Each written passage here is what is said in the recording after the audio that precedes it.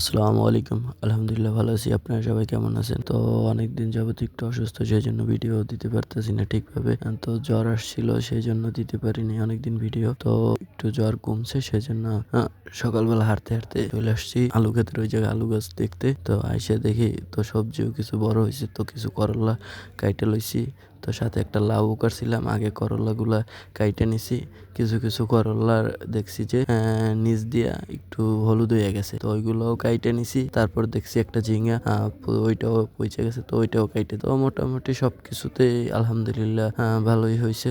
তো তারপর দেখতেছি একটা মরিচ গাছ ছিল, মরিচ গাছটা একদম পোকে ধরে একদম পুরাই মাইরা ফেলাইতে চাইছে। তো তারপর ওষুধ ছিল বাসায়, সেই ওষুধ আইনা তো স্প্রে কইরা দিছি। তো ওষুধটা ভালোভাবে ঝাঁকাইয়া বইরা নিয়ে গুলাইয়া তারপর স্প্রে কইরা দিতে হইবে। তো সব প্রথমেই মরিচ গাছগুলায় স্প্রে কইরা দিলাম, তো একদম সুন্দরভাবে তো তারপর আলু ক্ষেতের ভিতরে একটা বেগুন গাছ ছিল, বোম্বাই মরিচ গাছ ছিল। তো ওইগুলাও ভালোভাবে কইরা একদম স্প্রে কইরা সুন্দরভাবে সবগুলো স্প্রে কইরা দেওয়া হয়েছে। তো আলহামদুলিল্লাহ বেগুন ধরছে পুরোপুরি। তো 2-3টা গাছ দেখছি সুন্দর বেগুন ধরছে, তো ওইগুলো সেজন্য ওগুলোতে স্প্রে করে। পাশে আরো মরিচ গাছ ছিল, ওই মরিচ গাছগুলো স্প্রে করে দিছি। তো তারপরে ওই করল্লা গাছেও স্প্রে করে দিছি, দেখছি করল্লা 2-1টা পোকে ধরছে। তো আলহামদুলিল্লাহ সবকিছুই মোটামুটি ভালোভাবে হয়ে গেছে। তো প্রায় 2 ঘন্টার মতো ছিলাম ওই জায়গা। তো পরে দেখছি বোম্বাই মরিচ গাছে একটু লাগে, তো বোম্বাই মরিচ তো গাছগুলাতেও স্প্রে করে। তো আলহামদুলিল্লাহ বোম্বাই মরিচ অনেক সুন্দরভাবেই ধরছে। তো দেখা যাক এখন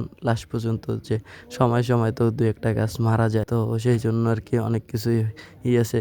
তো ঝিঙে একটা করে দেখছি মাঝখানে পোকা লাগছে, তো ওইগুলাও স্প্রে করে দিছি ঝিঙাগুলোতেও। তো আলহামদুলিল্লাহ সবগুলোই ভালো হয়েছে। তো দেখলাম লাস্টে আলু গাছে, তো আলু গাছ সুন্দরভাবে অনেক বড় হয়ে গেছে। তো দেখছেন যখন স্প্রে করছি, আলু গাছে স্প্রে করি নাই। করল্লা গাছে লাল শাকের যে ক্ষেতটা ছিল ওইটাও মোটামুটি ভালোই লাল শাক হয়েছে। তো পাশে আবার একটু ছিলাম আপনার হলো যে ধইনা পাতা লাগাই দিছি, তো ধইনা পাতাও মোটামুটি দেখা যায় যে ভালোই হয়েছে। তো এই হলো আলুর ক্ষেত, মোটামুটি আলু ভালোই হয়েছে। তো দেখি নেক্সট আপডেটে সবকিছু আবার জানানো হবে। তো লাস্টে আবার কিছু পেঁপে পাতা বাইরে নিছি, তো মুরগিরে ওইগুলা কুচাইয়া খাওয়াই দিতে হবে। তো মুরগির এটা প্রায় ওষুধের মতোই কাজ করে। তো আশা করি সবাই ভালো থাকবেন। আজকের মতো ভিডিও এই পর্যন্তই। আসসালামু আলাইকুম।